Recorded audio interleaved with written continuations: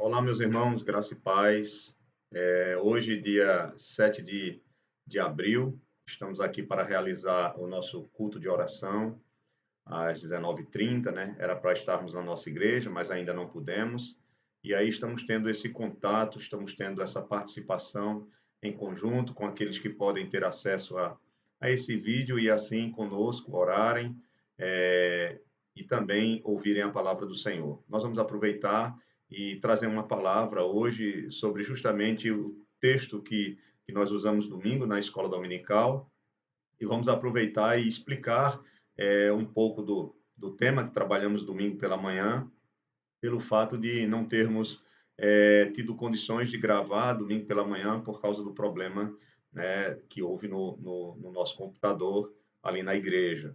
Mas esperamos que você seja abençoado com o tema que trabalhamos domingo na lição da escola dominical. Nós vamos repeti-lo novamente aqui, é claro, um pouco mais resumido, de uma maneira mais simples, e aí depois você pode pegar a sua revista e estudar juntamente com a palavra de hoje, que vai ser esclarecedor para você acerca do tema que trabalhamos domingo. O tema que nós vamos trabalhar, que foi o de domingo, é justamente Jesus Cristo como nossa expiação. Jesus Cristo é a nossa expiação. Caíram sobre ele a nossa condenação e afastamento de Deus. Ou seja, o que estava destinado para nós foi derramado na pessoa de Jesus Cristo como nosso substituto, e agora, somente por meio dele, nós temos essa salvação, esse perdão de pecados e esse livramento do juízo. Escapamos do juízo, porque o juízo já caiu sobre o nosso substituto, nosso Senhor e Salvador Jesus Cristo. Então, eu quero convidar você para nós iniciarmos com a leitura bíblica no Salmo 143, do versículo 1 e ao versículo 2. Apenas dois versículos do Salmo 143. É um salmo de Davi e diz assim a palavra do Senhor: Atende, Senhor, a minha oração, dá ouvidos às minhas súplicas. Responde-me segundo a tua fidelidade, segundo a tua justiça. Não entres em juízo com o teu servo, porque à tua vista não há justo nenhum vivente. Vamos orar ao Senhor em nome de Jesus. Meu Deus, meu Pai, nós te agradecemos por estarmos aqui juntos, ó Pai, através desse canal da nossa igreja. E queremos, ó Pai, te louvar pelas nossas vidas, te louvar pela nossa saúde, pela nossa família, te louvar e te agradecer, Senhor, por mais um dia de vida e pelo pão que o Senhor já tem colocado na nossa mesa hoje. Sabemos, ó Deus, que nós dependemos de Ti, nós precisamos de Ti. É o Senhor quem domina e controla todas as coisas, tudo está em Tuas mãos, tudo depende de Ti, pois o Senhor reina sobre todas as coisas e nada foge do Teu soberano controle. Obrigado, Senhor, porque nós podemos descansar nesse Teu controle. Nós podemos descansar na Tua soberania, ó Pai, sabendo que os Teus planos, ó Pai, eles vão se realizar e tudo será conforme a Tua vontade e para a Tua glória. Nós te agradecemos por fazermos parte desse plano maravilhoso, do Teu plano redentor, do Teu plano salvador sobre nossas vidas. E nós te agradecemos por esse grande privilégio de termos sido alcançados pela Tua graça, pelo Teu Evangelho, e por podermos hoje conhecer a Jesus Cristo como nosso Salvador e andar, ó Pai, conforme a Tua vontade. Mesmo tendo ainda falhas e muitas falhas, nós sabemos que Teu Espírito Santo tem nos conduzido a uma santificação crescente e tem nos preparado para a glória que o Senhor tem destinado ao Teu povo, e isso redundando em glória ao Teu nome, em glória ao Senhor. Obrigado, Senhor, por esse privilégio, por essa grandiosa salvação, maravilhosa salvação. E obrigado, Senhor, pela nossa igreja, obrigado pelas pessoas inscritas no canal, obrigado pelos membros da nossa igreja, pelos congregados, por cada vida que tem sido abençoada através desse canal. Nós queremos que a tua palavra venha nos alcançar, venha nos edificar e venha fortalecer as nossas vidas diante dessa situação que nós estamos vivendo de quarentena, esperando, ó Deus, aquele dia em que poderemos voltar a nos reunir, estarmos juntos na tua presença como povo de Deus, ó Pai, exaltando assim o teu nome, crescendo em comunhão para a tua glória. Obrigado, meu Pai, por tudo, nós te louvamos e nós te agradecemos por tudo, em nome de Jesus. Amém. Amém. Eu quero convidar você para abrir o seu cantor cristão no hino de número 328, o hino Sossegai. Nós vamos ouvir esse louvor, né? Esse louvor que nós vamos ouvir agora faz parte de um coral que está cantando aqui numa igreja americana, mas em português. Vamos ouvir e vamos adorar o Senhor juntos.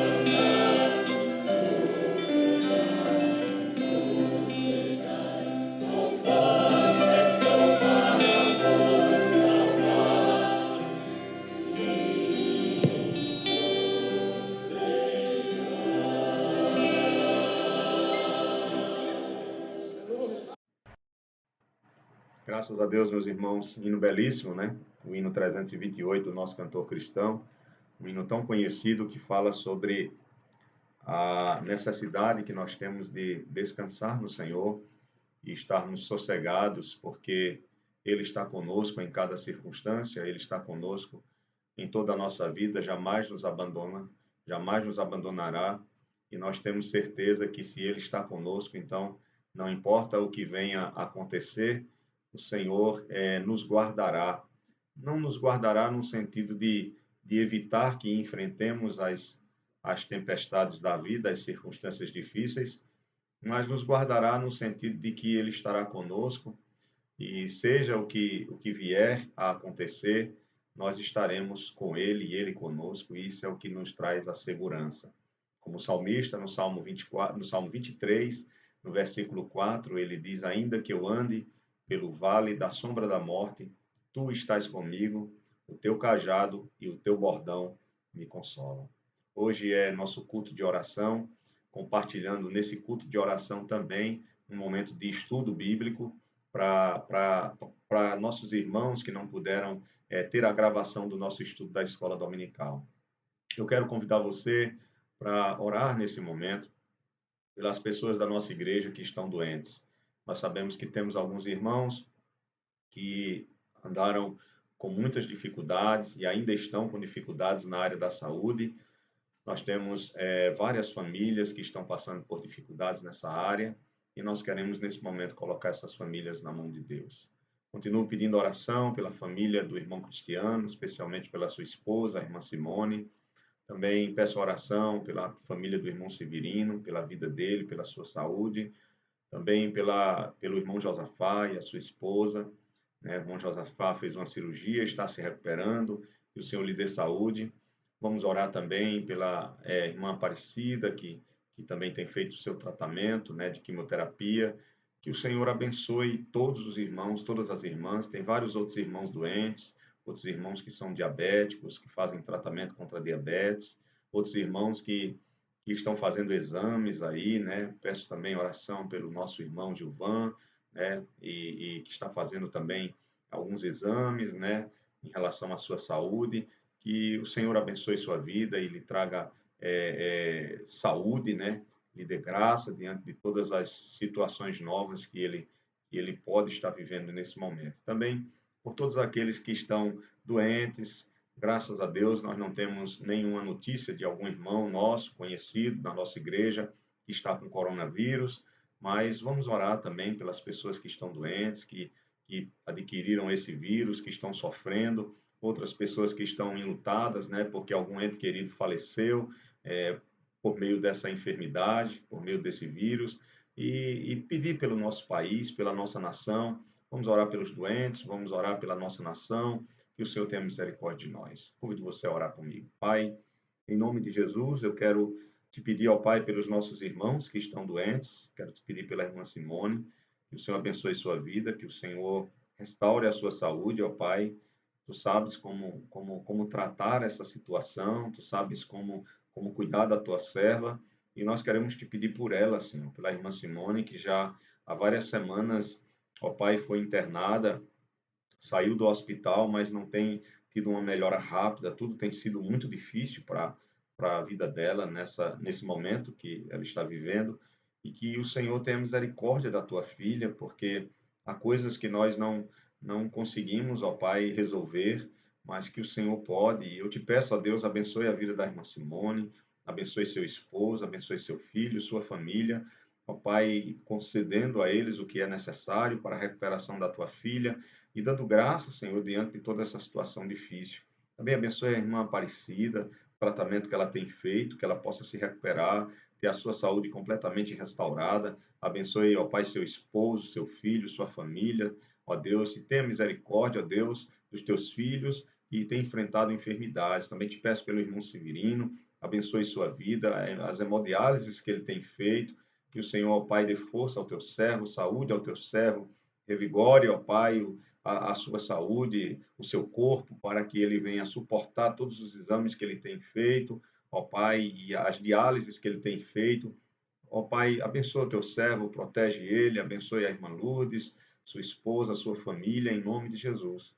Abençoe também, ó Pai, todos os outros irmãos que estão doentes. Tu sabes, ó Pai, eu te peço pelo irmão Josafá, que acabou de fazer uma cirurgia, te peço pela sua recuperação, seja uma boa recuperação e que em breve ele esteja de volta com suas atividades, com o que ele tem que fazer. Abençoe sua esposa, ó Deus, abençoe o seu lar, é o que nós te pedimos. Por todos os outros irmãos que têm enfrentado doenças, que têm enfrentado, ó Pai, situações difíceis com a saúde nesses últimos dias e agora com esse novo vírus, ó Deus, tem ficado em suas casas e isso se torna ainda mais difícil.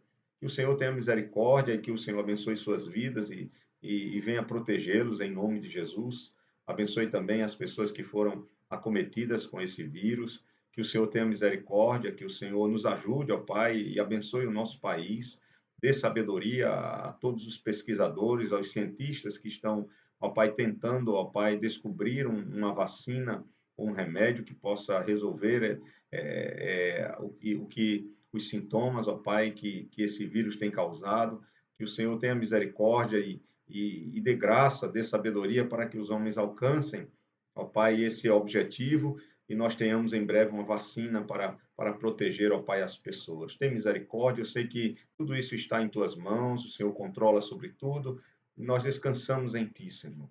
Não sabemos, ó Pai, não sabemos responder o porquê com toda a certeza, mas já podemos entender, ó Pai, que o Senhor sabe como trabalhar, o Senhor sabe como agir, e que tudo isso, ó Pai, vem de Ti, pelo fato de que não há nada que ocorra no mundo, em nossas vidas, que o Senhor não esteja controlando e dirigindo todas as coisas. Eu sei que o Senhor é capaz de fazer com que o mal se transforme em bem para a vida daqueles que são teus, e eu te peço, ó Deus, que o Senhor realmente esteja fazendo isso em nossas vidas e na vida daquelas pessoas que estão sofrendo por causa desse vírus, em todas as áreas que têm sido atingidas por causa dessa situação.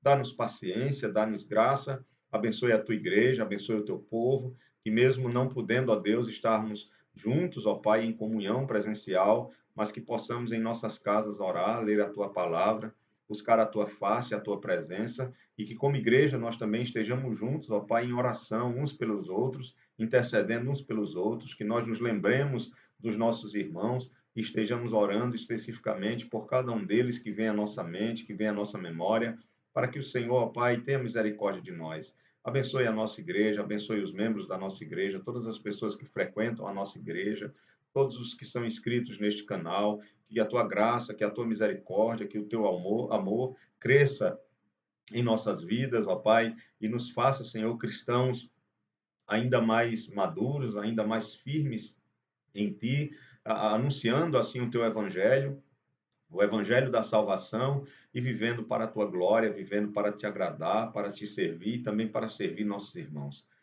Perdoa nossos pecados, Senhor. Perdoa nossas falhas. Quantas vezes nós tivemos a oportunidade, ó Deus, de em nossos lares buscarmos a tua presença e não fizemos isso. E eu te peço, ó Deus, que esse tempo que os irmãos têm tido a mais em suas casas não seja um tempo jogado fora, mas seja um tempo em que esses irmãos e essas irmãs possam buscar o Senhor, possam te servir, possam te adorar e possam crescer no Senhor.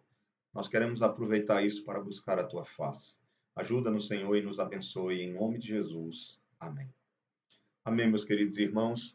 Depois desse momento de oração, eu quero convidar você a abrir sua Bíblia em Levítico, capítulo 16. É o terceiro livro do Antigo Testamento. Você pode abrir aí no capítulo 16.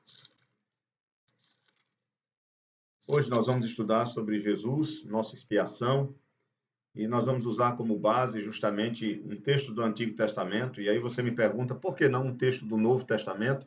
Já que no Novo Testamento, por exemplo, em Romanos 3, já deixa de forma muito clara que Jesus Cristo é a nossa expiação.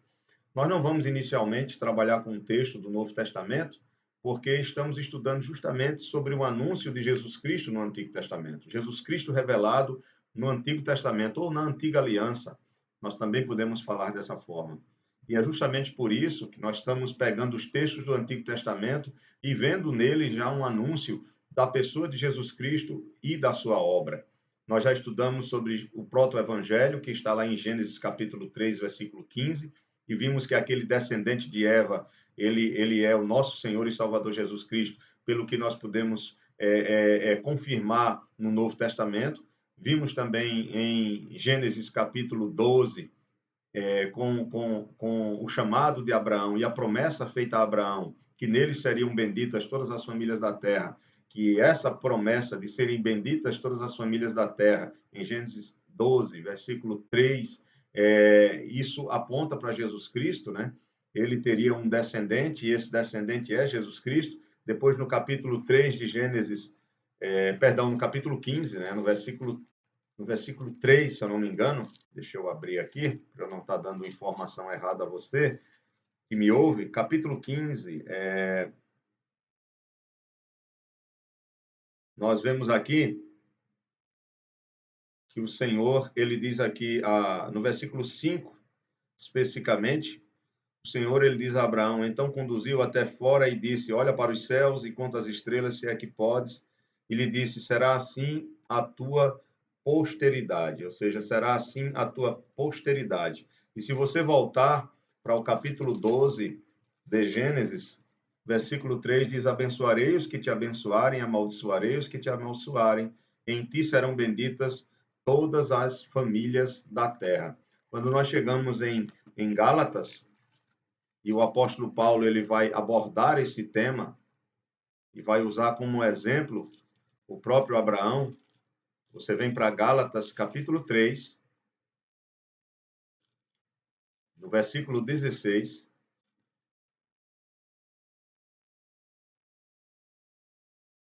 E nós temos aqui Paulo citando justamente o livro de Gênesis, a história de Abraão, quando ele diz assim, ora, as promessas foram feitas a Abraão e ao seu descendente. Não diz, e aos descendentes, como se falando de muitos, porém como de um só, e ao teu descendente, que é Cristo. Veja, ao teu descendente, que é Cristo. Então, esse descendente que é prometido a Abraão, Paulo revela claramente que ele é Cristo, ou seja, na época de Abraão, esse descendente seria, no caso, Isaac. Mas Isaac é, de certa forma, aqui a continuidade da aliança de Deus com o seu povo, com Abraão, que vai culminar justamente na pessoa de Jesus Cristo, pelo qual nós teremos uma nova aliança, né? O que estabelece uma nova aliança. No verso 7 do capítulo 12 de Gênesis, diz, apareceu o Senhor a Abraão e lhe disse, darei à tua descendência esta terra. Ali edificou Abraão um altar ao Senhor que lhe aparecera. Então, nós estudamos sobre Cristo em Gênesis 3,15, Cristo em Gênesis, especificamente Gênesis 12, tá? Gênesis 12 e Gênesis 22, quando nós vimos ali que o cordeiro que morre como substituto no lugar de Isaac, em Gênesis 22, aponta para o cordeiro que vai morrer no lugar, né, do povo que é pecador, do povo que merece a morte, ou seja, todos nós que estamos aqui, todos nós que somos pecadores e que cremos em Cristo. Então, esse cordeiro, ele vai justamente assumir o nosso lugar e a morte, em vez de cair sobre nós, cai sobre ele, como diz o Evangelho de João, quando João Batista viu Jesus Cristo, no capítulo 1, verso 29, disse, eis o Cordeiro de Deus que tira o pecado do mundo. Então, nós vimos Jesus Cristo em Gênesis, capítulo 3, ele é o descendente que esmaga a cabeça da serpente e tem o seu calcanhar ferido pela mesma. Em Gênesis 22, ele é o cordeiro, né, que já é tipificado nesse capítulo 22, ele é o cordeiro substituto que morre, né, em nosso lugar. Vimos também ele como cordeiro pascal em Êxodo, já no livro de Êxodo, capítulo 12, quando foi instituído a Páscoa, e era necessário que se comesse, se degolasse um cordeiro, se matasse um cordeiro, e se comesse a carne daquele cordeiro, e o sangue daquele cordeiro era passado nos umbrais da porta, para que a morte que viria naquele dia não caísse sobre aquelas casas que tinham como sinal, como símbolo, o sangue do cordeiro. Então, Jesus Cristo, ele é nosso cordeiro pascal. Paulo vai falar sobre isso, escrevendo aos Coríntios, e nós vamos ver isso também no próprio desenrolar do plano da redenção que Deus estabeleceu. E hoje nós vamos para a nossa quarta lição, nosso quarto tema, e vai mostrar Jesus Cristo como a nossa expiação. Então, nós vimos dois textos em Gênesis, nós vimos um texto em Êxodo, e agora nós vamos para Levítico, o livro das leis, como é conhecido, que é o terceiro livro do Antigo Testamento. E em Levítico, no capítulo 16, eu peço que você abra a sua Bíblia para ler comigo. Eu já havia citado o capítulo antes. Nós não vamos ler todo o capítulo, né? Apesar dele não ser um capítulo tão grande, ficaria bastante cansativo aqui no vídeo para a gente fazer toda essa leitura, mas eu queria ler com você a partir do versículo do 1 ao 10 e do 15 ao 22. Veja comigo, Levítico 16, do 1 ao 10 e do verso 15 ao 22. Então, diz aqui a palavra do Senhor. Levítico 16, 1. Falou o Senhor a Moisés, depois que morreram os dois filhos de Arão, tendo chegado aqueles diante do Senhor. Então disse o Senhor a Moisés: Dize a Arão, teu irmão, que não entre no santuário em todo o tempo para dentro do véu, diante do propiciatório que está sobre a arca, para que não morra, porque aparecerei na nuvem sobre o propiciatório. Então entrará Arão no santuário com isto: um novilho para oferta pelo pecado e um carneiro para holocausto. Vestirá ele a túnica de linho sagrada, terá as calças de linho sobre a pele, cingir-se-á com o cinto de linho e se cobrirá com a mitra de linho. São estas as vestes sagradas. Banhará o seu corpo em água e então as vestirá. Da congregação dos filhos de Israel, tomará 2 bodes para a oferta pelo pecado e um carneiro para holocausto.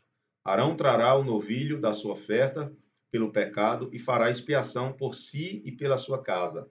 Também tomará ambos os bodes e os porá perante o Senhor, à porta da tenda da congregação. Lançará sortes sobre os 2 bodes, um para o Senhor e a outra para o bode emissário. Arão fará chegar o bode sobre o qual cairá sorte para o Senhor e oferecerá por oferta pelo pecado. Mas o bode sobre que cair a sorte para bode emissário será apresentado vivo perante o Senhor para fazer expiação por meio dele e enviá-lo ao deserto como bode emissário. Então está aqui, irmãos, a primeira parte de Levítico até o versículo 10, onde Moisés recebe do Senhor ordens para dar a Arão, para Arão agir e como Arão deveria agir e fazer nesse dia solene que seria estabelecido anualmente para o povo de Israel celebrar, um dia de quebrantamento de alma, um dia de arrependimento de pecados, um dia de se voltar exclusivamente para o Senhor. O dia chamado dia da expiação. E nesse dia da expiação, nós temos aqui as primeiras orientações que Arão deveria sacrificar um animal a seu favor, antes de todas as coisas, antes dele começar o seu trabalho como sumo sacerdote mediador entre o povo de Israel, o povo da aliança e seu Deus, ele deveria fazer expiação pelos seus próprios pecados, usando 2 animais, uma novilha e um carneiro, onde, como diz aqui o texto que nós acabamos de ler, ele deveria pegar um novilho para oferta pelo pecado e um carneiro para holocausto. Ou seja, enquanto o novilho seria sacrificado, mas como oferta pelo pecado dele, o carneiro seria ofertado totalmente, queimado totalmente, como um holocausto diante ao Senhor, como uma oferta total, completa diante do Senhor. Eu não entrarei em detalhes sobre as cerimônias de oferta pelo pecado, oferta pela culpa, holocausto, todos os detalhes desses diferentes, mas com o mesmo propósito, mas diferentes sacrifícios, ou com algumas cerimônias, alguns atos um pouco diferentes, né? Algumas atitudes deveriam ser tomadas, dependendo do tipo de sacrifício, mas o que é mais importante é que você precisa entender que para que Adão expiasse seus pecados, ou seja, para que seus pecados fossem cancelados, perdoados por Deus e fossem afastados da presença de Deus, Arão, ele fazia inicialmente um sacrifício por si mesmo e pela sua família. Depois, sim, ele escolheria 2 bodes, e desses 2 bodes, um seria para sacrifício total, para holocausto diante do Senhor, e o outro bode, eles tiravam sortes, né? Provavelmente através do Urim e Tumim, né? Através das pedras da sorte que tinham sido estabelecidas e eram colocadas dentro do peitoral do sacerdote.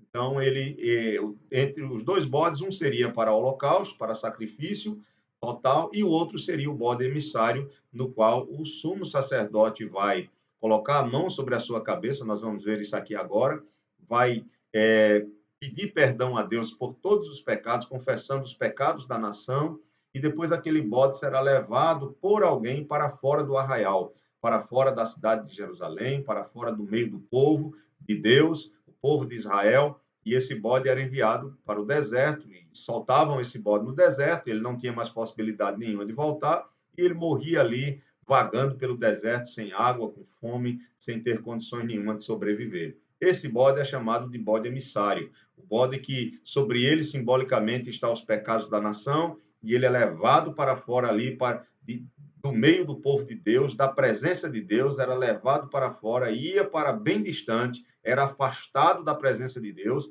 porque essa é a ideia que nós vamos ter aqui desse significado tão especial da expiação, do qual se afasta da presença de Deus os nossos pecados. Né? Nossos pecados são cancelados e afastados da presença do nosso Senhor. Então, por o quê? Por um substituto. E tudo que é feito aqui já aponta, já está aqui anunciando de forma ainda primária, de forma ainda inicial, o que vai acontecer com a obra de Jesus Cristo na cruz do Calvário. Então, é um tipo daquilo que Jesus Cristo vai fazer por nós na cruz. Lembre-se, ele é o Cordeiro de Deus que tira o pecado do mundo, como diz o Evangelho de João, capítulo 1, verso 29. Vamos ler agora o versículo 15. Eu estou tentando ser bem mais resumido, embora não seja tão fácil você resumir um assunto tão extenso, um assunto tão profundo, mas eu quero apenas passar aquilo que é essencial para nós aqui, tá? Versículo 15 do capítulo 16,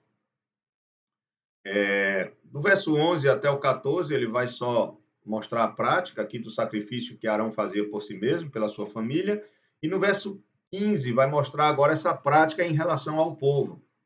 Veja aí o que é que ele vai dizer. Os dois bodes já tinham sido separados, e no verso 15 de Levítico 16 diz assim: depois imolará o bode da oferta pelo pecado, que será para o povo, e trará o seu sangue para dentro do véu, e fará com o seu sangue como fez com o sangue do novilho, aspergi-lo-á no propiciatório e também diante dele. Assim fará a expiação pelo santuário, por causa das impurezas dos filhos de Israel e das suas transgressões e de todos os seus pecados. Da mesma sorte fará pela tenda da congregação, que está com eles no meio das suas impurezas. Nenhum homem estará na tenda da congregação quando ele entrar para fazer propiciação, é outro termo, né? Expiação, propiciação, mas alguns estudiosos acreditam que tanto expiação como propiciação podem servir uma palavra para outra, né? Traz essa ideia de um substituto morrer em nosso lugar para que nós sejamos perdoados e os nossos pecados sejam cancelados e afastados da presença de Deus. Mas nós vamos falar um pouquinho sobre isso daqui a pouco. Diz aqui, até que ele, para fazer propiciação, né? No verso 17 diz, nenhum homem estará na tenda da congregação quando ele entrar para fazer propiciação no santuário, até que ele saia depois de feita a expiação. Olha, aqui ele já usa a palavra de expiação. Expiação por si mesmo e pela sua casa e por toda a congregação de Israel. Então sairá ao altar que está perante o Senhor e fará expiação por ele. Tomará do sangue do novilho e do sangue do bode e o porá sobre os chifres do altar ao redor. Do sangue aspergirá com o dedo 7 vezes sobre o altar e o purificará e o santificará das impurezas dos filhos de Israel. Havendo, pois, acabado de fazer expiação pelo santuário, pela tenda da congregação e pelo altar, então fará chegar o bode vivo. Então, aqui esteve o primeiro bode sendo sacrificado e o seu sangue sendo levado para fazer purificação, né, por esses três lugares, né, especificamente. Né? Não vamos dizer 3 lugares, mas por essas 3 coisas. Aqui ele diz que foi feito pelas impurezas, né, da tenda, pelas impurezas do altar e antes, primeiramente, pelo santuário, né? Pelo lugar que era chamado Santo dos Santos. Tá? E aí, no verso 21, vai chegar agora o segundo bode que tinha sido escolhido para ser guiado para o deserto, para ser levado para distante de Deus, para distante da presença de Deus, para distante do povo do Senhor e da sua tenda. Então, diz aqui, capítulo 16, verso 21. Arão porá ambas as mãos sobre a cabeça do bode vivo, e sobre ele confessará todas as iniquidades dos filhos de Israel, todas as suas transgressões e todos os seus pecados, e os porá sobre a cabeça do bode, e enviá-lo-á ao deserto pela mão de um homem à disposição para isso. Assim, termino aqui, aquele bode levará sobre si todas as iniquidades deles para a terra solitária, e o homem soltará o bode no deserto. Então, veja que nós temos aqui a explicação de como se daria tanto o sacrifício de um dos bodes pelo pecado, esse bode era ofertado como um holocausto, e também o que se faria com o seu sangue. E, em segundo lugar, com o bode emissário, o que deveria ser feito com ele? Confessar os pecados da nação, com a mão sobre a cabeça daquele bode, e depois enviá-lo para o deserto, para que ele possa vagar até morrer. Nós temos aqui, irmãos, duas coisas que aconteciam com esses dois bodes, né? Embora o resultado era o mesmo, com os bodes morreriam, todos os dois, por causa do pecado do povo.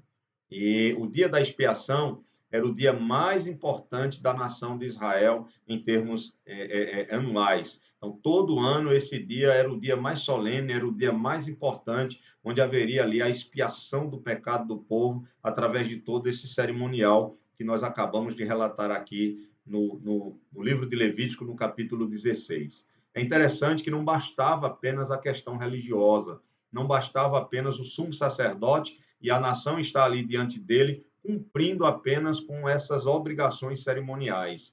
Veja que no capítulo 16, verso 29, nesse mesmo capítulo aqui no verso 29, há uma característica aqui que deve seguir o coração do povo. O povo deve estar marcado por essa característica nesse dia. No verso 29 diz: Isso vos será por estatuto perpétuo, no 7º mês, aos 10 dias do mês. Afligireis, veja, qual era a característica que deveria está marcando o coração do povo de Deus naquele dia.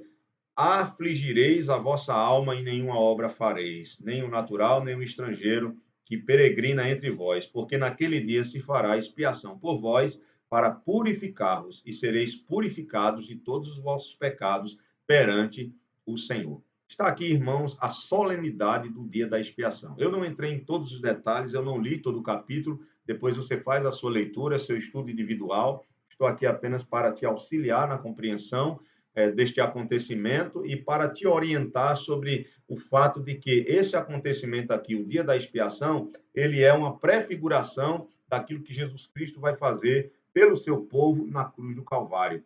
Jesus Cristo, ele é apontado aqui nesse texto de Levítico 16 pelo que acontece com esses dois bodes, né? Isso aponta para a obra que Jesus Cristo vai fazer como Cordeiro de Deus que tira o pecado do mundo.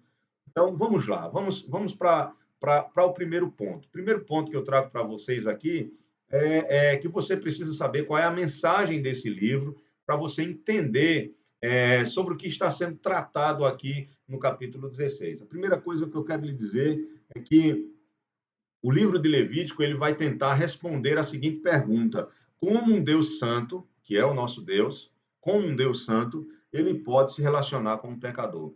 Como é que esse Deus santo pode se relacionar com esse pecador sem matar esse pecador pelo fato de ele ser pecador? Pelo estado em que ele se encontra. Então, a santidade de Deus exige essa justiça punitiva. Então, um Deus santo que se encontra como um homem pecador, ele precisa matá-lo para que esse pecado seja justamente punido pelo fato de Deus ter esse atributo que permeia todo o seu ser, que é a sua santidade.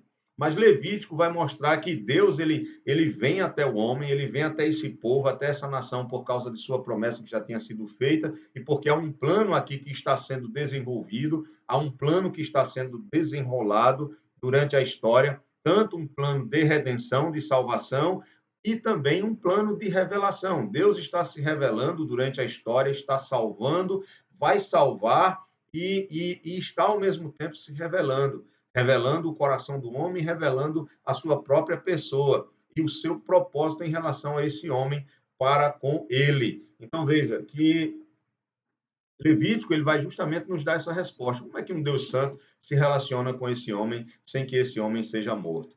E Levítico vai trazer essa ideia clara, ainda mais clara para nós, que para que Deus se relacione com esse homem sem matar esse homem, é necessário que o sangue de um substituto seja derramado. Isso já está claramente declarado em Levítico capítulo 1. Abra sua Bíblia em Levítico capítulo 1, no versículo 3 e o versículo 4. Levítico capítulo 1, verso 3 e verso 4. Diz assim a palavra do Senhor.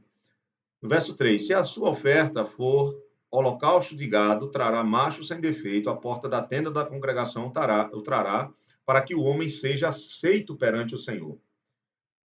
E porá a mão sobre a cabeça do holocausto, para que seja aceito a favor dele para a sua expiação. Então, para que esse homem seja livre, para que esse homem possa viver, é necessário que um animal inocente morra e derrame o seu sangue em seu lugar. Aqui tinha se acabado de realizar a obra de construção do tabernáculo. O tabernáculo tinha sido, vamos dizer assim, terminado e inaugurado, e a presença, a glória do Senhor desceu sobre aquele lugar, desceu sobre aquele tabernáculo, que tinha sido construído conforme os moldes que Deus tinha dado a Moisés. E depois disso, Deus diz: pronto, agora eu vou ser adorado pelo meu povo, né? O meu povo vai chegar à minha presença, só que o meu povo não pode chegar à minha presença de qualquer maneira. O pecado não permite essa aproximação da santidade de Deus sem o pecador, com os seus pecados, ser consumido pela sua ira. Então, o homem merece a ira de Deus. Mas a partir do momento que esse homem chega com um animal inocente e oferece esse animal no lugar dele, ou seja, o homem merece morrer, mas ele oferece um animal inocente que assume o seu lugar e morre. Então, legalmente, né, ou simbolicamente ainda, porque não é o animal que tem que pagar pelo homem, é o homem que tem que pagar por ele mesmo. Então, o animal ele serve apenas como símbolo daquilo que verdadeiramente tudo isso que está acontecendo aqui aponta aquilo que verdadeiramente vai se realizar no porvir, no futuro ainda distante dessa realidade aqui de Levítico 16 e de Levítico capítulo 1. Então, esses animais apenas são sombras, tipos do verdadeiro sacrifício, do completo sacrifício que vai haver por um homem que é, na verdade, Deus encarnado, a segunda pessoa encarnada, a segunda pessoa da Trindade, da divindade encarnada na pessoa de Jesus Cristo. Então, Deus se torna homem na pessoa de Jesus Cristo e assume o nosso lugar legalmente e punido pelo Pai por causa dos nossos pecados, sem ter ele pecado, para que através dele nós possamos agora, dar fé nele, receber a sua justiça, ser assim perdoado e libertos dessa punição, dessa ira, e além disso, ainda receber todas as bênçãos que o Senhor tem para nos dar na pessoa de seu Filho, o nosso Salvador e Senhor Jesus Cristo. Então, esse capítulo 16, juntamente com o capítulo 1 que nós acabamos de ler, eles começam a trazer uma luz sobre o significado ou o propósito desse livro de Levítico. Então, o propósito é responder como um Deus santo pode ter comunhão com um homem pecador. E o livro de Levítico vai mostrar que o sacrifício de um inocente é a condição para ser aceito diante do Senhor. Sem sangue é impossível se aproximar de Deus, sem derramamento de sangue, sem que a morte aconteça do substituto, é impossível que o homem se aproxime de Deus e tenha comunhão com ele. Levítico também vai mostrar o caminho da santidade. Veja, em nenhum momento a realização dessas cerimônias aqui é feita por vontade humana, no sentido de que é o homem que estabelece o caminho, é o homem que estabelece como deve ser os sacrifícios e como deve ser o culto a esse Deus Santo. Não, em nenhum momento isso acontece. O culto aqui, em nenhum momento, é realizado pelo saber humano ou pela decisão do homem. É Deus quem estabelece, é Deus quem prescreve como o culto deve ser feito aqui no livro de Levítico. Isso é muito claro e em toda a Bíblia, viu, gente? Na verdade, o nosso culto ele não deve ser uma invenção da nossa vontade, como tem acontecido em muitos lugares, em que as pessoas criam uma série de coisas, uma série de danças, uma série de movimentos que tem dentro do culto ao Senhor, do culto solene ao Senhor, e acham que isso é culto a Deus, porque criam pelas suas próprias vontades, coisas que acham que vai agradar a Deus, e nós sabemos que, biblicamente falando, o culto é prescrito. Deus prescreve como ele quer que seja o seu culto. Nós vamos ver aqui na palavra de Deus como deve ser esse Deus santo e maravilhoso, nosso Deus, adorado por cada um de nós, como povo do Senhor, como igreja do Senhor. Então, Levítico vai mostrar a esse povo da aliança, a esse povo do pacto, o caminho da santidade. Outra coisa, Levítico também vai mostrar que que essa santidade é um resultado da aproximação para com Deus. É um resultado justamente dessa relação de obediência às prescrições do Senhor. Isso também Levítico vai nos mostrar. E também vai ensinar ao povo a diferença entre o que é puro e o que é impuro. Levítico ele vai trazer essa lição do que é puro e impuro, porque o pecado aqui em Levítico ele é apresentado várias vezes como uma mancha, né? Essa mancha, na verdade, o pecado é retratado como uma mancha na alma, como uma desgraça, como uma desgraçada contaminação que devora o coração, uma impureza, uma sujeira. Levítico ele vai mostrar isso aqui. A lição para nós hoje, do livro de Levítico, é justamente a seguinte, que Deus não pode habitar em meio à impureza. E por isso a santificação deve ser buscada por todos aqueles que foram libertados da escravidão do pecado. Deus não habita no meio da impureza. Aqueles que se dizem do Senhor, eles devem buscar a santificação, a pureza diante do seu Deus. E o que é a santidade? O que é a santificação? É um afastamento do pecado e uma aproximação ao nosso próprio Deus. Então, essa é a mensagem, em termos bem gerais, aqui do livro de Levítico. Segunda coisa, por que nós necessitamos da expiação? Eu já falei um pouco sobre isso aqui no primeiro ponto, né? E até mesmo na introdução, mas vamos primeiro entender o que significa a palavra expiação e a palavra propiciação para nós podermos continuar caminhando aqui no nosso texto. Veja, aqui está sendo celebrado no capítulo 16 o dia da expiação. Era um dia solene em que o povo deveria se arrepender dos seus pecados e fazer parte de todo esse cerimonial, é claro, sendo dirigido pelo sumo sacerdote, para que eles entendessem que ali naquele dia estava havendo uma nova oportunidade, um novo começo, em que seus pecados do passado tinha sido perdoado, né, até aquela data ali, e eles poderiam agora se alegrar pelo fato de ter uma comunhão restabelecida com Deus. Tudo bem. Então, aqui nesse texto mostra que há uma necessidade de um homem ser expiado, de seus pecados serem expiados. E o dia da expiação vai nos conduzir justamente a essa compreensão de que nós necessitamos da expiação. Mas o que é a expiação? Veja, eu gosto do comentário que o Leon Morris, ele é um teólogo bíblico muito famoso, né?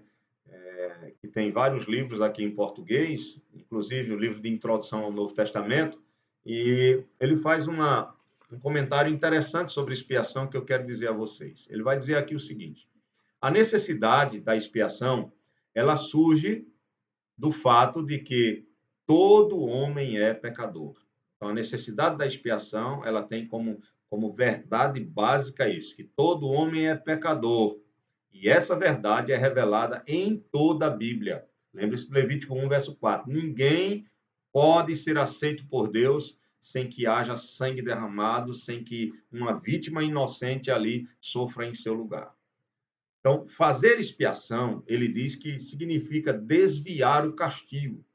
Então, fazer expiação significa desviar o castigo, especialmente a ira de Deus. Então, fazer expiação é desviar o castigo, é desviar a ira de Deus mediante o pagamento de um resgate. Então, eu faço expiação quando eu desvio a ira de Deus mediante o pagamento de um resgate. Agora, como é que eu pago pela minha própria vida, já que é a minha vida que deve ser tomada como um pagamento? Através de uma vida que deveria ser a minha. Só que se eu pagar com a minha, então eu morro. Então não tem como eu ter os meus pecados expiados, né? Na verdade, meus pecados serão punidos em mim mesmo e eu sofrerei a punição desses pecados eternamente, porque o pecado requer uma morte como salário. O salário do pecado é a morte, como diz Romanos 3:23, e não é somente a morte física, mas é a morte em toda a sua plenitude, né? A morte que se estende para a eternidade. Então, é o que a Bíblia chama de morte eterna ou a segunda morte. Então, eu não posso expiar os meus próprios pecados. Isso está muito claro aqui no livro de Levítico. Em nenhum momento é o homem mesmo que expia os seus pecados. O homem sempre precisa de um outro, de um substituto que é inocente, que não tem os seus pecados, e esse inocente é quem morre para que esse homem seja perdoado, para que essa ira de Deus seja desviada dele e caia no substituto. Então, a ideia de expiação é essa, é desviar o castigo, especialmente a ira divina, né, mediante o pagamento de um resgate, evidentemente uma vida por outra vida. E como não pode ser a sua própria vida, então precisa-se da vida de um substituto. Como os animais também não podem resolver essa questão, né, isso é apenas simbólico, isso é apenas sombra do verdadeiro sacrifício, somente Deus se tornando um homem que é santo, que não peca, que obedece ativamente toda a lei de Deus, toda a lei do Pai, ele faz a vontade do Pai em tudo e, ao mesmo tempo, obedece passivamente também à vontade do Pai, quando ele voluntariamente se entrega como um sacrifício para morrer a morte que deve ser a nossa morte. Ele morre a nossa morte, ele recebe sobre ele, não tendo pecado, ele não tem pecado, ele é santo, mas ele recebe sobre ele os nossos pecados de forma legal, né, de forma representativa, para morrer por esses pecados, pagar por esses pecados com a sua própria vida.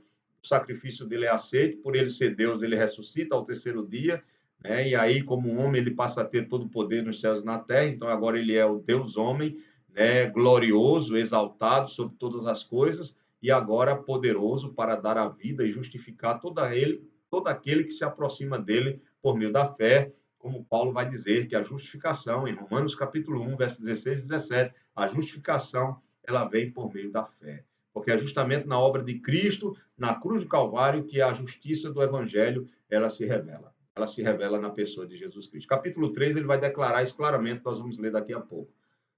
Então, meus irmãos, a expiação é isso, é um desviar o castigo, é um desviar a ira por meio de um pagamento de um resgate. A propiciação, ela significa semelhantemente um desvio, né? É o desviar da ira mediante uma oferenda. Então, é semelhante, né? Há alguns que tentam diferenciar demais a propiciação da expiação. Mas, pelo menos, o Leon Morris, ele acredita que tanto propiciação como expiação são palavras que podem ser usadas como sinônimos, que vão significar o cancelamento, né, do pecado, né, desviando assim a ira de Deus. Tá? É um cancelamento dos pecados daquele que é pecador por meio de um sacrifício, né, desviando assim a ira de Deus que estava destinada àquele pecador. Então, é semelhante à expiação. Já entendendo o significado dessas palavras e que elas podem ser cambiadas, aí trocadas uma pela outra, voltemos para a questão da necessidade da expiação. Porque esse capítulo aqui mostra que o povo de Israel necessita de expiação. É interessante que eu já falei para vocês que a necessidade de expiação é porque o povo de Israel, independentemente de ser a nação escolhida, é uma nação pecadora, ou seja, todo homem é pecador. Não há um justo, não há um justo sequer. Paulo vai falar sobre isso em Romanos capítulo 3, que tanto os judeus como os gentios, o que se conclui é que todos são pecadores. E ninguém pode escapar da ira de Deus por si mesmo. Todos merecem a condenação. Não há um justo, não há um justo sequer, não há quem busque a Deus, não há quem faça o bem. E ali no capítulo 3 ele vai discorrer sobre isso. E depois ele vai mostrar como é possível esse pecador, ou judeu ou gentil, ou judeu ou que não é judeu, ser justificado por Deus. Só pode ser justificado por Deus pelo próprio meio de escape, pelo substituto que Deus oferece, perfeito, para que esse homem, crendo nesse substituto, seja representado por ele e salvo por ele, que é Cristo Jesus. No capítulo 3 de Romanos, ele fala sobre isso. Abra aí a sua Bíblia, por favor, em Romanos. Vamos lá para esse texto, para a gente deixar ainda mais claro. Romanos, capítulo 3, nós vamos ler apenas alguns versículos, e eu convido você para ler comigo Romanos 3, a partir do versículo 21. Versículo 21, diz assim: Mas agora sem lei se manifestou a justiça de Deus, testemunhada pela lei e pelos profetas. Veja, a justiça de Deus que já era testemunhada pela antiga aliança, pelo Pentateuco, pelos profetas, toda a antiga aliança já testemunhava a justiça de Deus. Justiça essa que se manifesta na época de Paulo, já tinha sido manifestada. Ele está falando da pessoa de Jesus, da obra de Cristo. Verso 22. Justiça de Deus mediante a fé em Jesus Cristo, para todos e sobre todos os que creem, porque não há distinção, pois todos pecaram e carecem da glória de Deus. Verso 24. Sendo justificados gratuitamente por sua graça, mediante, olha aí, a ideia de pagamento de resgate, expiação, a ideia de propiciação, olha só, sendo justificados gratuitamente por sua graça, mediante a redenção que há em Cristo Jesus, a quem Deus, veja que é Deus quem nos salva, é Deus quem envia o meio e único meio de salvação. Deus propôs, a quem Deus propôs no seu sangue, no sangue de Cristo, como, olha a palavra, propiciação, mediante a fé, para manifestar a sua justiça, por ter Deus, na sua tolerância, deixado impunes os pecados anteriormente cometidos, tendo em vista a manifestação da sua justiça no tempo presente, para ele mesmo ser justo e o justificador daquele que tem fé em Jesus. Então, Paulo vai usar a palavra propiciação aqui. E propiciação, mais uma vez, indica cancelamento de pecado e inclui o desviar da ira de Deus, justamente pelo fato de um inocente pagar pelo pecador. E a pessoa santa e perfeita que vem morrer em nosso lugar é a pessoa de Jesus Cristo, que é o Filho de Deus, que é o próprio Deus encarnado, como ele plenamente homem vai, assume o nosso lugar, morre a nossa morte, paga a nossa própria dívida com a sua própria vida, para que por meio dele nós sejamos justificados. Saiamos desse estado de condenação e de culpa e possamos assim ser livres por meio da fé nele, ser livres e não mais estando debaixo de nenhuma condenação. Então, meus amados irmãos e irmãs, minhas amadas irmãs, lembre-se, nós precisamos da expiação porque nós somos pecadores. E é Deus quem estabelece o meio pelo qual nós somos salvos. Naquela época, Israel tinha 2 bodes. Esses 2 bodes serviam pelo menos temporariamente, anualmente. Por isso que era ano após ano. Todos os anos havia o 10º dia do 7º mês, onde o povo de Israel tinha o dia da expiação, com quebrantamento de coração, com arrependimento de pecados e com cumprimento desse cerimonial, que na verdade serve didaticamente para ensinar esse povo que eles precisam de um substituto que morra no lugar deles, a morte que na verdade eles merecem, porque são eles que são pecadores. E isso já vai conduzindo todo o entendimento do povo de Deus para aquilo que vai acontecer na obra de Jesus Cristo, o nosso Salvador. Em poucas palavras, em alguns pontos, eu queria responder para vocês sobre esse dia da expiação aqui no capítulo 16 de Levítico, o significado dele em algumas afirmações. Na primeira afirmação é que as cerimônias desse dia da expiação, elas tornavam abundantemente claro que Deus detesta o pecado e que se esse pecado continuado, ele vai resultar justamente na contaminação e na morte. Romanos 6:3, o salário do pecado, primeira parte, o salário do pecado é a morte. Então, o dia da expiação mostra claramente, veja, eram 2 bodes, mas um já morria de imediato. Era um novilho e um carneiro, no caso do sumo sacerdote Arão, todos os 2 morriam. Os 2 bodes, todos os 2 morriam também. Só que um morria de imediato, mostrava claramente que o salário do pecado é a morte, o outro era banido da presença de Deus e levava aqueles pecados simbolicamente para o deserto e morria ali. Então a morte ela estava presente nesse dia da expiação. Ela era algo muito enfatizado, a ideia da morte, a ideia do sangue derramado. Então, as cerimônias da expiação, em primeiro lugar, elas tornavam abundantemente claro que Deus detesta o pecado, que o resultado do pecado na vida do homem é sempre a morte. A segunda coisa é que a esse povo de Deus, ao povo do Senhor, ao povo da aliança, aqui o dia da expiação, ele já mostra a necessidade desse povo refletir sobre a santidade de seu Deus. Nosso Deus é santo.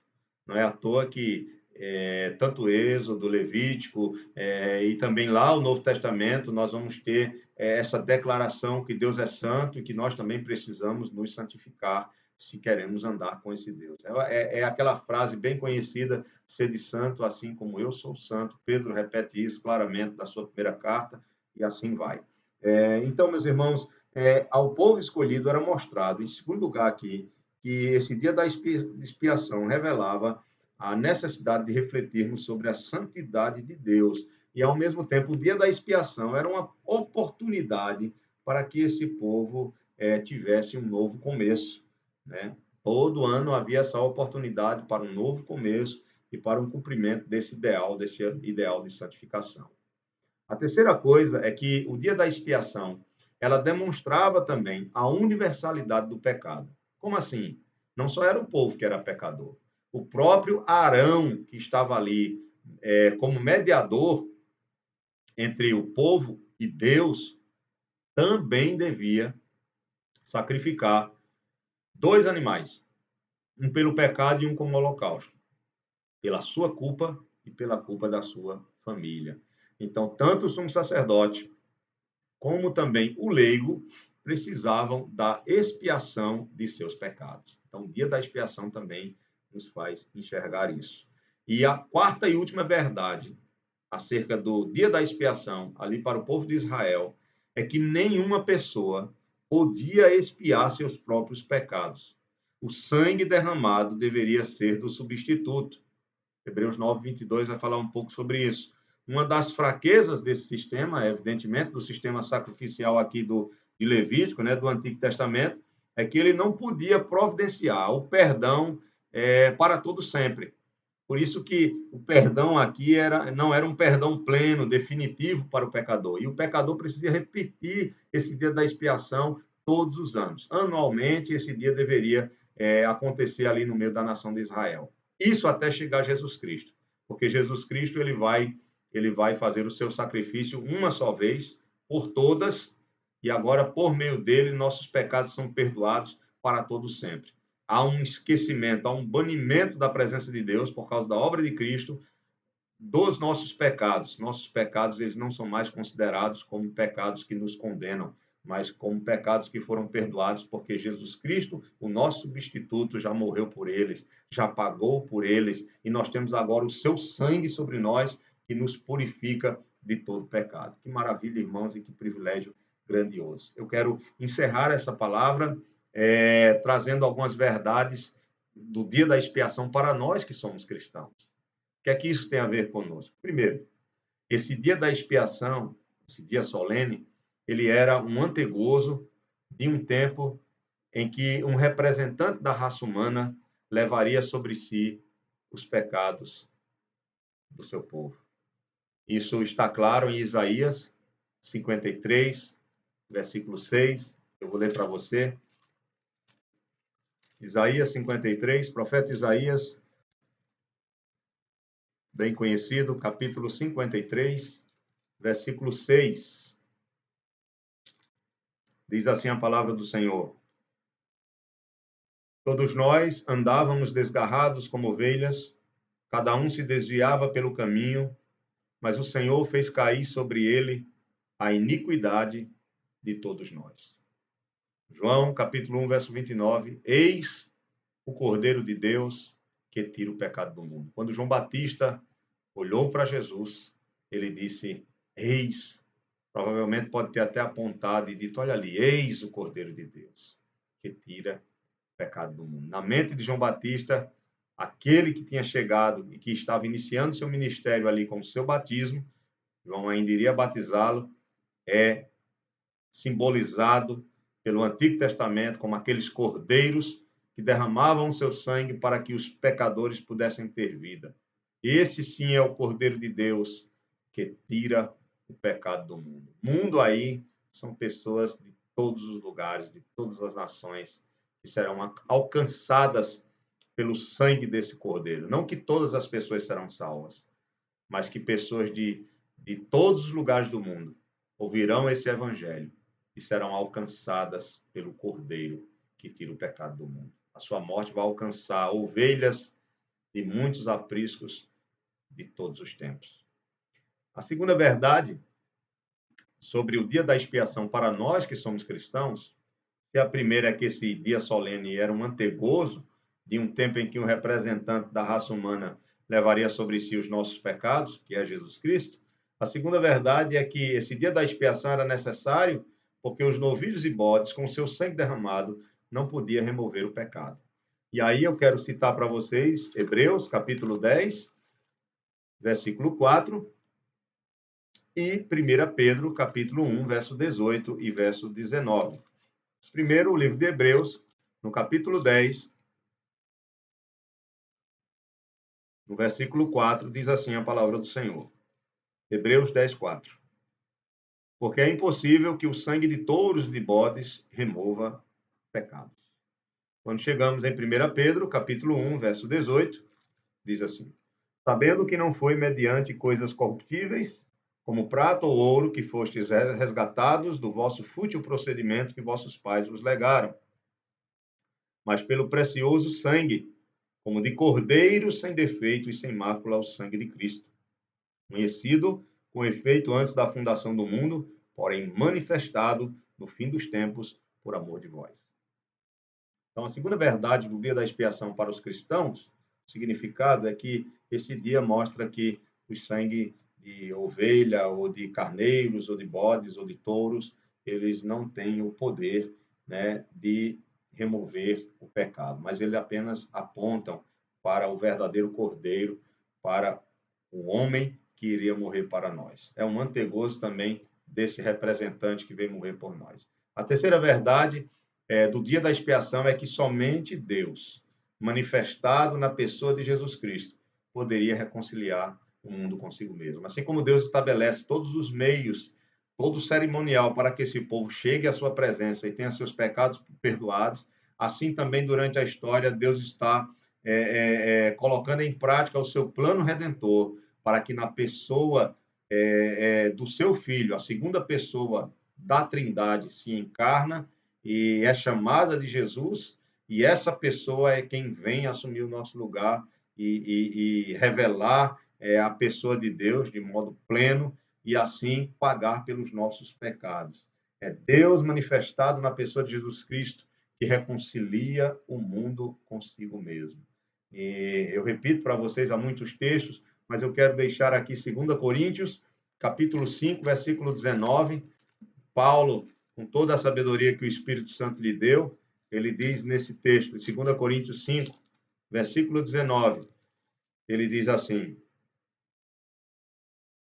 a saber que Deus estava em Cristo reconciliando consigo o mundo, não imputando aos homens as suas transgressões, e nos confiou a palavra da reconciliação. No verso 15 ele diz sobre Jesus Cristo, melhor, verso 14 e 15, desse mesmo capítulo 5 de 2 Coríntios, porque, pois o amor de Cristo nos constrange, julgando nós isto, um morreu por todos, logo todos morreram, e ele morreu por todos, para que os que vivem não vivam mais para si mesmos, mas para aquele que por eles morreu e ressuscitou. A quarta verdade acerca do dia da expiação para o cristão é que as cerimônias desse dia, ou as cerimônias da antiga aliança, eram apenas símbolos, tipos e sombras do perfeito sacrifício de Jesus Cristo, nosso Salvador. Louvado seja Deus por isso. Colossenses, capítulo 2, versículo 17, o apóstolo Paulo, se referindo a isso, ele diz o seguinte, Colossenses 2, 17, porque tudo isto tem sido sombra das coisas que haviam de vir, porém o corpo é de Cristo. E Hebreus, capítulo 8, versículo 5, Hebreus, capítulo 8, verso 5, diz assim, os quais ministram em figura e sombra das coisas celestes, assim como foi Moisés, divinamente instruído quando estava para construir o tabernáculo, pois diz ele, vê que faças todas as coisas de acordo com o modelo que te foi mostrado no monte. O capítulo 10, versículo 1 diz, ora, visto que a lei tem sombra dos bens vindouros, não a imagem real das coisas, nunca jamais pode tornar perfeitos os ofertantes com os mesmos sacrifícios que ano após ano perpetualmente eles oferecem. E aí ele vai mostrar que a expiação feita por Cristo é divina e é permanente. É divina e é permanente. No verso 10 ele diz, nessa vontade é que temos sido santificados mediante a oferta do corpo de Jesus Cristo, uma vez por todas. Ora, todo sacerdote se apresenta dia após dia a exercer o serviço sagrado e a oferecer muitas vezes os mesmos sacrifícios, que nunca jamais podem remover pecados. Jesus, porém, tendo oferecido para sempre um único sacrifício pelos pecados, assentou-se à destra de Deus, aguardando daí em diante até que seus inimigos sejam postos por estrado dos seus pés, porque com uma única oferta aperfeiçoou para sempre quantos estão sendo santificados, são aqueles que creem nele. E dito nos dá, e disto nos dá testemunho também o Espírito Santo, porquanto após ter dito, esta é a aliança que farei com eles, depois daqueles dias, diz o Senhor, porei no seu coração as minhas leis e sobre a sua mente as inscreverei. Acrescenta, também de nenhum modo me lembrarei dos seus pecados e das suas iniquidades para sempre. Ora, onde há remissão destes, já não há oferta pelo pecado. Que coisa maravilhosa. A verdadeira expiação, a expiação plena e permanente e eterna se dá pelo sacrifício de Jesus na cruz do Calvário, uma vez por todas. E há a citação do Antigo Testamento aqui de forma abundante pelo autor de Hebreus, mostrando que assim nós devemos estar seguros e assim nós devemos crer e confiar que a obra de Jesus, ela é completa, ela é perfeita, ela é eterna em relação ao seu povo. Ele morre pelo pecado do seu povo e o seu povo está totalmente perdoado de todos os seus pecados. Todos os pecados foram do seu povo, foram perdoados no sacrifício de Cristo, foram afastados da presença de Deus e eles não chamam mais a ira de Deus sobre si mesmos. Que o Senhor continue abençoando sua vida. Mais duas coisas que eu quero citar é que o dia da expiação para o cristão olha para trás para os eventos do Calvário. Nosso dia da expiação não são os dias celebrados pelo povo da antiga aliança lá no Antigo Testamento. Nosso dia da expiação são os eventos que aconteceram na cruz, no Calvário, como sendo a única grande ocasião em que a verdadeira expiação foi celebrada. Cristo Jesus, ele morre por nós. Romanos 6:23 diz que o salário do pecado é a morte, mas o dom gratuito de Deus é a vida eterna por meio de Jesus Cristo. E foi ali na cruz que ele disse: está consumado. Está consumado. Ele realizou a obra que tinha de realizar, morrendo em nosso favor. Em último lugar, para nós encerrarmos essa breve palavra, esse breve estudo sobre o dia da expiação, nos conduzindo à obra de Cristo, lá no Antigo Testamento, Cristo revelado nesse cerimonial, é que, diferentemente dos sacerdotes hebreus, que apresentavam sacrifícios de animais como meio de fazer expiação pelo pecado, Jesus Cristo fez o sacrifício supremo ao oferecer-se a si mesmo, como diz Hebreus 7:27, ele ofereceu a si mesmo, fazendo expiação de uma vez para sempre pelos nossos pecados, pela nossa maldade, por tudo aquilo que nós fazemos ao quebrar a lei de Deus. Que maravilha, irmãos. 6 grandes verdades do dia da expiação nos apontam. A primeira, esse dia solene é um antegozo de um tempo em que o verdadeiro representante do homem vem para morrer pelos seus pecados.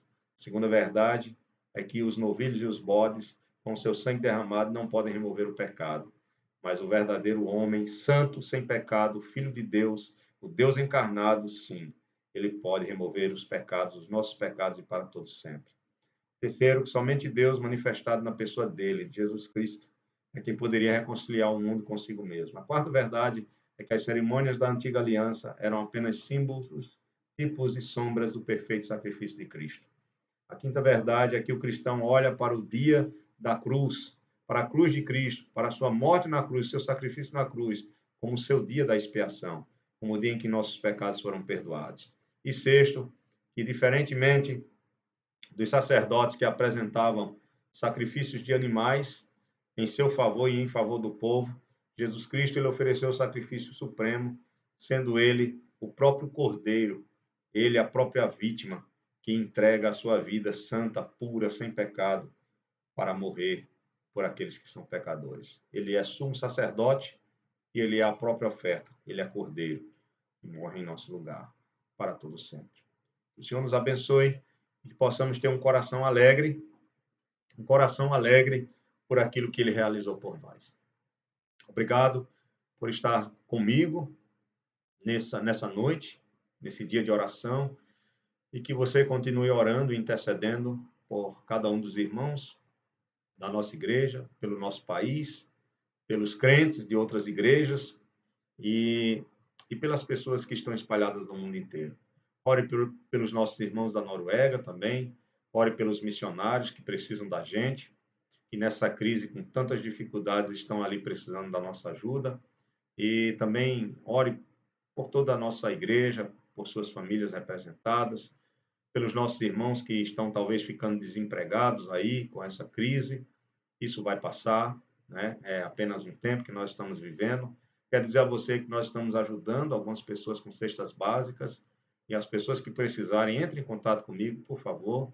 E eu peço a você, meu irmão e minha irmã, que pode nos ajudar com esse trabalho de cestas básicas, de alimento, né? Você que está nos ajudando com a sua oferta, com o seu dízimo, né? Cooperando com a obra, com a igreja, para que a gente possa tanto suprir as necessidades dos nossos próprios irmãos, como também pagar os compromissos que a nossa igreja, como uma instituição, tem, e também manter a nossa fidelidade missionária, já que nós sustentamos um casal de missionários, né, pelo menos com uma parte, ali na África, e ajudamos também um pouco um casal de missionários que estão na Espanha, e ajudamos também os missionários que estão aqui no nosso país, né, com o que nós mandamos mensalmente, né, daquilo que nós recebemos, tá bom? Que Deus abençoe sua vida e que você possa, nessa noite, se alegrar com essa verdade de que Jesus Cristo, ele morreu em nosso lugar para fazer expiação dos nossos pecados. Obrigado, Senhor, por essa bênção maravilhosa, por essa salvação maravilhosa.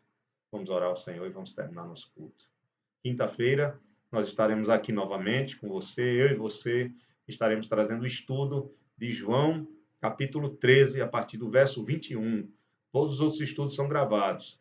Então, você estará conosco aqui, quinta-feira, 7h30 da noite. E domingo, 9 da manhã, nossa escola dominical. Vamos para o próximo tema, que é o descendente que edificará a casa de Deus. Nós vamos estudar 2 Samuel, capítulo 7, verso 1 ao 17. Domingo pela manhã, às 9 horas, aqui nesse mesmo canal. E domingo à noite, às 18 horas, teremos o nosso culto solene sendo gravado lá da nossa igreja, apenas pouca gente, no máximo 10 pessoas, como diz o edital do governador aqui do estado de Pernambuco. Então, obedecendo a esse edital, no máximo 10 pessoas ali, fazendo a gravação, estando participando, tanto pela manhã quanto à noite, né? Às 18 horas, 9 pela manhã, 18 horas à noite, nosso culto solene. Tá? Que Deus abençoe, vamos orar. Pai, obrigado pela tua palavra, obrigado por esse momento de oração com os meus irmãos, com as minhas irmãs. Que o Senhor nos guarde de todo mal e que o Senhor nos dê uma noite abençoada, um sono reparador e que cada irmão e que cada irmã sejam abençoados por ti, protegidos por ti e fortalecidos pelo Senhor. Que a tua palavra seja mais lida, meditada e que teu povo esteja mais em tua presença em oração. Nós te agradecemos e te louvamos por tudo. Em nome de Jesus. Amém. Deus abençoe a sua vida e a gente se vê aqui quinta-feira, se Deus quiser. Forte abraço em todos.